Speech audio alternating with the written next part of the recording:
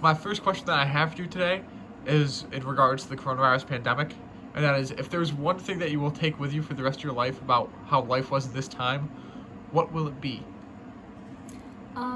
I think what I will take from it, and probably everyone going through this right now, is just how important human connection is. And I was lucky that I could work all summer. I work at a summer camp with kids, so I got to see all my coworkers and all the kids masked. But um, just not being able to see friends daily and teachers daily, um, I realized like how much I took it for granted, and I really, really value my family and my neighbors and the people that I can see, even masked.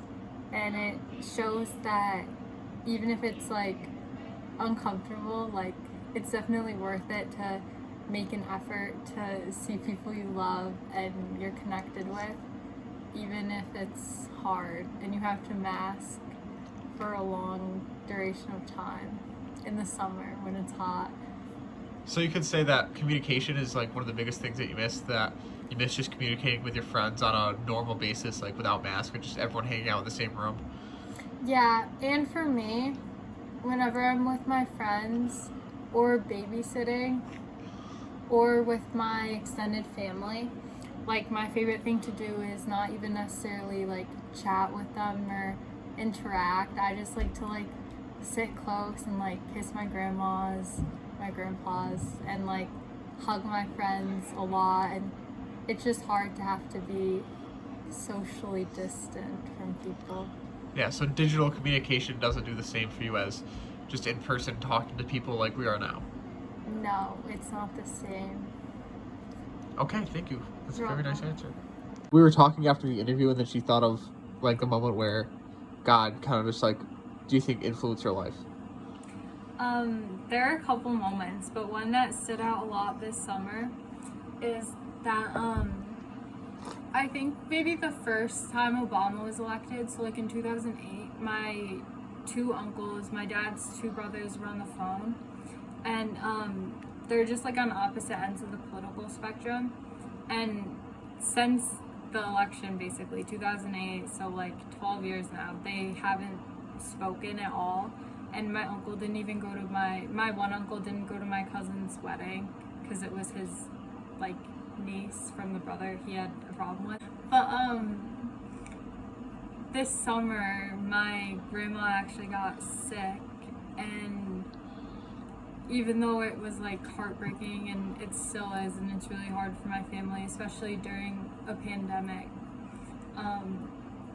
it's like what ended up bringing my two uncles together. And the one uncle that was really hurt and couldn't really come to forgive my other uncle actually like made a group chat with my dad and his with all three of the brothers, and they were actually gonna like get together and speak again. And it like I remember telling Lucian, and I told both my parents.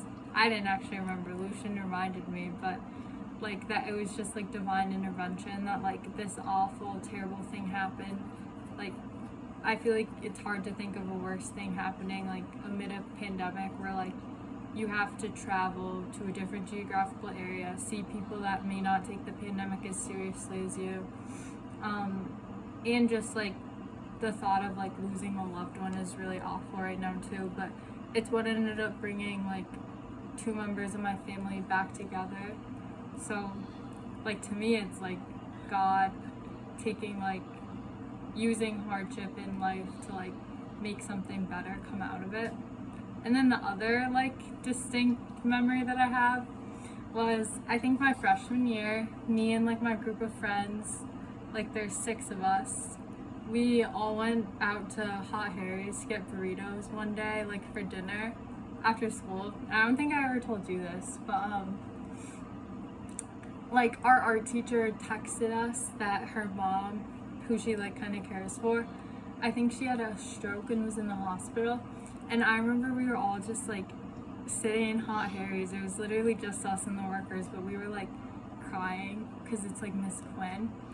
And kind of weirdly, like, because I feel like I don't know a ton of super religious people, like in our grade in school and stuff. But all of us happened to be really religious. We literally just like joined hands right there, and like we just all took a turn like praying for Miss Quinn's mom, and we were all like crying at the end. It was so nice, and she's doing really well now, and she got out of the hospital. But it was a really, really nice moment for all of us collectively. Yeah, shout out Miss Quinn. She works at BCC. Maybe she'll see this. Yeah, maybe. The next question is, if you could choose any career or job for the rest of your life, what would it be, and why do you want to do it?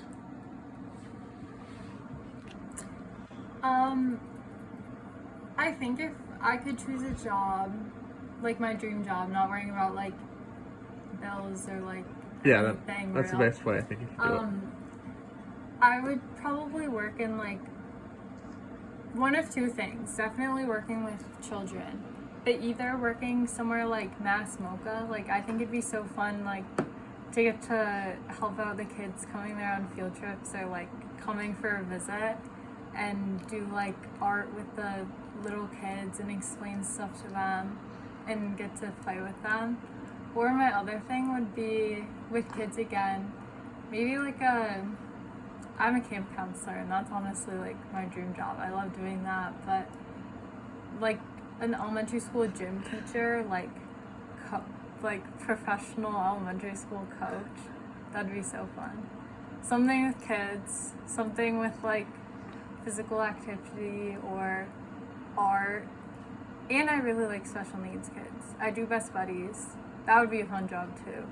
Like there's a lady that comes to work with us that I think her name's Melissa, but she's like a professional artist, but she's an art therapist.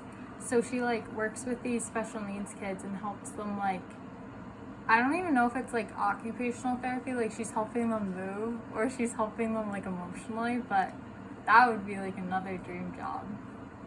But I don't think I'm gonna major in any of those things, probably. So why would you major if those were like what you want to do? I don't know. I have my whole life. I might work doing something for a little bit and try to make a lot of money. So what are your jobs that you're thinking to make money? Like what's your dream job, money counting it? Like practical dream job? Well, those are practical jobs. Like you could definitely work all those jobs, but like what's your dream job like you think will be like the fun of how much you like the job plus like the amount of money you make is like awesome? I think a business owner like Bella Flora or like Museum Facsimiles, both places I work too, because like you get to be creative and work with people, but I'd want to work with kids too, which they don't get to do. But I don't want to really do those jobs. I think they'd just be fun. Okay. So the next question is, have you ever had a teacher or another adult, like a coach, or if you, like a pastor or anything like that? Is it pastor the right word? Or like, so yeah, like a pastor or any kind of adult that's like really impacted your life in a negative or positive way? And if so, tell me about them. And if it's negative, you don't have to name the name. If it's positive, you can name the name, give a shout out. I literally can't think of one like negative teacher or boss that I've had. The first one that comes to mind is my boss at camp. His name is Rick Backer. He's like, I think he's like a local legend. He like, I started working when I was 15, so I was like the youngest person there. And he's literally been in the field, like he worked with special needs kids since he was like 20, and now I don't really know how old he is, but he's still doing it. He never stopped because he's just like so good and passionate about it.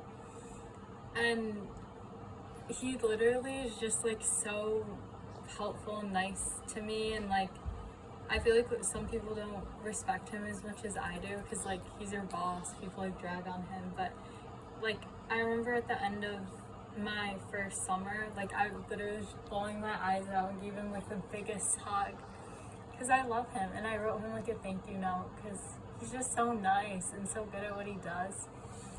And I think another teacher would be Miss Quinn, who I talked about before. I'm very emotional because they're just so nice. But Miss Quinn, from the first day I met her, I was probably like 8 or 9 because she always did the photography. I don't know if you met her, like for Alex or anything, but she always did photography for like every school function. And I always saw her at my brother's cross country and track meets and swim meets. And she always like had such a nice outfit on, and she was always like cheering on every kid. And it was crazy. Like there's 800 kids at PHS, and she knows every kid. She knows every family member of every kid. She knows their hobbies, like what they want to do after high school. And she literally just like, from when we were freshmen too, she just like kind of took like me in and all my friends in. And she's a great art teacher and artist too, but she really just helped everyone feel like such a strong connection to the school, and like helped everyone want to feel really like involved and try to kind of like take pride in our school and our city and just make it the best that we could possibly make it. And she's a really good art teacher. She's so nice and so helpful. Those are the two that stand out, but I don't have any bad experiences. I can't think of any bad teachers. Oh, and Miss Hawkins, my 4th grade teacher, she's so nice. She literally is just so nice. I talk to her all the time still. She's just like a mom to me too. And my other brother like had her and didn't dislike her, but didn't like connect as much as I do. But I still text her, Ethan. I still text her and talk to her like probably at least 2 or 3 times a month. And we got together this summer mass and went for a walk. And she's also really cool to me because she kind of did like what I want to do a little bit. Like she went to UMass and she got like a business, I think an economics degree. And she said like she really worked like in her 20s and low 30s, like in the business industry. And then she became a teacher, and she's such a good teacher. She's so good with kids and so good at teaching. I had her for math, and she was really good at teaching math. And that's kind of what I want to do too. I want to like switch my jobs after I make money. That's good. Anyone you want to give quick shout outs to? You don't have to go deep into anyone else. If you don't want to, that's fine. I love all my teachers.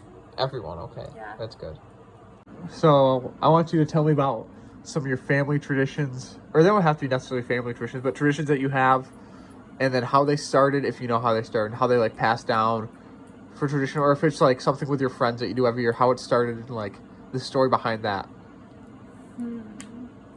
I'd say like maybe the biggest family tradition we have is just like cooking. Like my mom and grandma, both grandmas, like maternal and paternal, all cook a lot. And I remember cooking with my mom and dad when we were so little. And both my brothers are good cooks, and that's just something that we do together. And I guess like kind of traditionally, especially around Christmas and Thanksgiving, but I'd say like that's the biggest thing that they like, my grandmas and mom and kind of dad, mostly mom, like pass on to me and my brothers. Is there anything like yearly or like monthly? Like cooking is like, you do that like every day. Like, I guess it's tradition A, but like, I don't think you don't have any like traditions. special Christmas traditions, like you open like a gift early. You and your friends don't have like a special day you do something where it's like, you just like, you don't like same, you like different. What? So you don't like stuff to be the same, you like to do different things? No, it's not my choice. We just don't have traditions. But you have traditional values a lot. Like we eat turkey every Thanksgiving. That's like a tradition. But like nothing like unique that I could think of. Huh. Interesting. Okay. So, how would you like to be remembered? Just by people in general. It could be after you died, if you move away, to like, how would you want people in Pittsfield to remember you? Just how do you want the name Meredith McCandless to be remembered? How, like, when people think of your name and think of you, what do you want them to think? I'm gonna go with like when I die, not if I move away. Okay.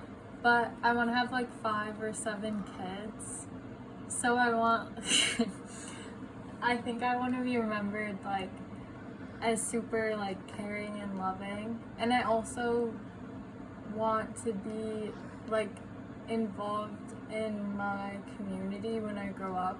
Like I think now I'm really involved in my school, and I have like I babysit for a bunch of people, and I nannied over the summer, and like I work for my friend's mom at Belfour, and then I work at Museum Facsimiles, and I work at camp. Like I think that all those things, I just really like talking with people and like kind of being nosy, hearing people's stories. And I think I want to be remembered for like the caring maternal aspect, and then like volunteering in my community and like serving a lot of people and helping. What about caring and volunteering and like maternal? Like what about that is attractive to you that you want people to remember it for that?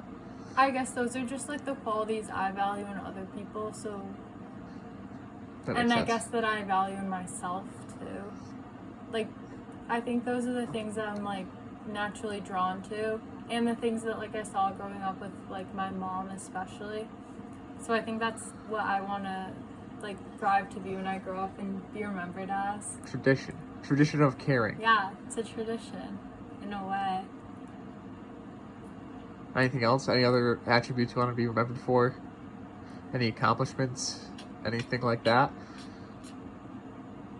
Do you want to go down in history like big time, or just like No. small town, like people like will talk about you, like your kids will, obviously, hopefully. Hopefully. I'm not like opposed to going down like big time, like you said, but I don't like want to be like a pro athlete or be like president or anything. So I don't know. If it happened, that'd be cool. But just make an impact on the people around you. Yeah. So this is my last question, and it is related to the Black Lives Matter movement. So the BLM movement is really like the biggest civil rights protests since the civil rights movement.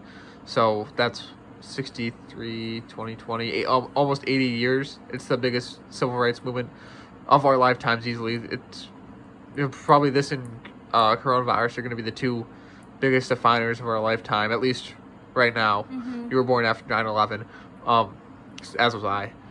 So, but just what from the Black Lives Matter movement are you going to take from it, and what can you learn from it? I guess that's kind of the same question.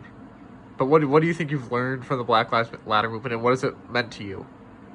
I really like hearing from like Sadia, especially, and like Shirley Edgerton, and what's the other guy's name? Dennis Powell, the Berkshire County NAACP president.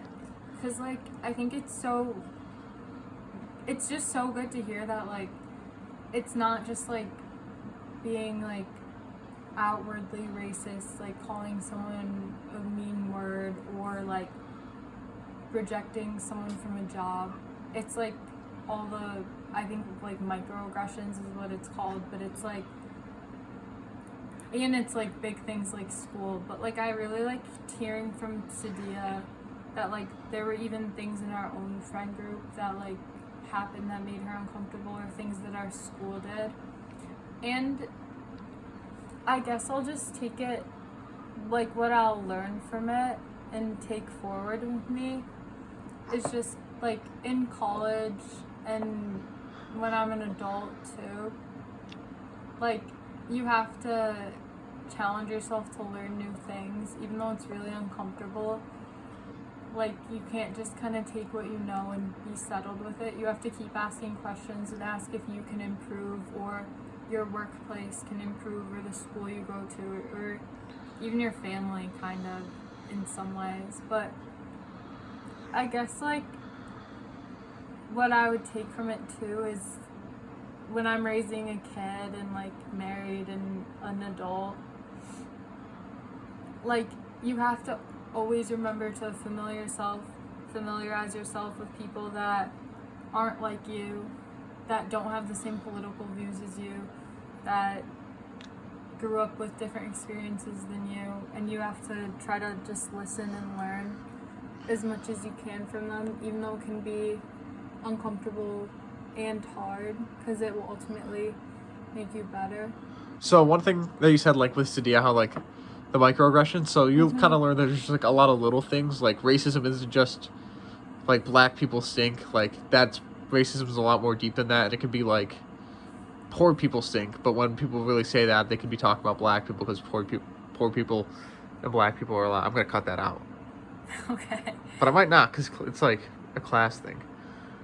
But I'm probably gonna cut that out.